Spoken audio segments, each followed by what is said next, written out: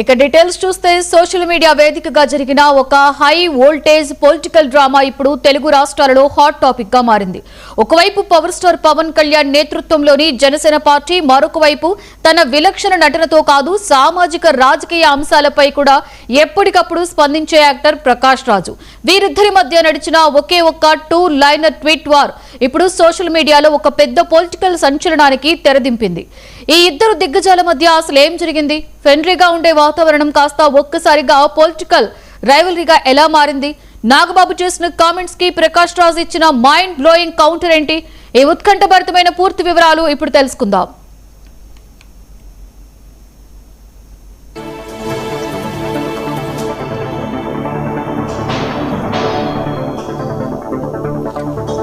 కొన్ని రోజుల క్రితం తెలంగాణ అసెంబ్లీ ఎన్నికల నేపథ్యంలో జనసేన అధినేత పవన్ కళ్యాణ్ ఒక కీలకమైన అనౌన్స్మెంట్ చేశారు.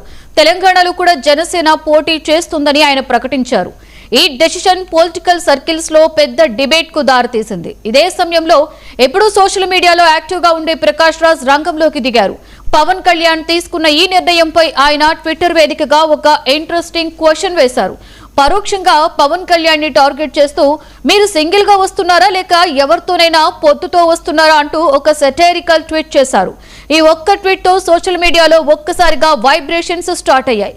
జనసేన క్యాడర్ అంతా ప్రకాష్ రాజ్ పై ఫైర్ అవ్వడం స్టార్ట్ చేశారు. ఈ గ్యాప్ లో ఎంటర్ప్రైజింగ్ ప్రొడ్యూసర్ బండ్ల గణేష్ కూడా రంగంలోకి దిగి ప్రకాష్ రాజ్ కామెంట్స్ కి చాలా ఘాటుగా రిప్లై ఇచ్చారు.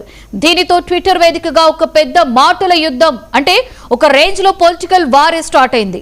ఈ వివాదం ఇలా కొనసాగుతుండగానే సీన్ లోకి జనసేన ప్రధాన కార్యదర్శి పవన్ కళ్యాణ్ సోదరుడు మెగా బ్రదర్ నాగబాబు ఎంట్రీ ఇచ్చారు.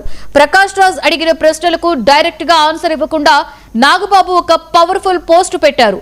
పవన్ కళ్యాణ్ ఫోటోని షేర్ చేస్తూ అందులో ఆయన రాసిన క్యాప్షన్ జన సైనికుల్లో జోష్ నింపిన అపోజిషన్ కి మాత్రం పెద్ద షాక్ ఇచ్చింది. నాయకుడి మాటే అంతిమం, ఏది ఒప్పో ఏది తప్పో ఆ లీడర్ కి మాత్రమే తెలుసు. కాబట్టి మీకున్న సందేహాలను పక్కన పెట్టండి, ఎలాంటి క్వశ్చన్స్ వేయకుండా మీ లీడర్ ని బ్లైండ్ గా ఫాలో అవ్వండి అంటూ ట్వీట్ చేశారు. నాగబాబు చేసిన ఈ ట్వీట్ తో Janasena versus Prakash Raj issue next level కి వెళ్లిపోయింది.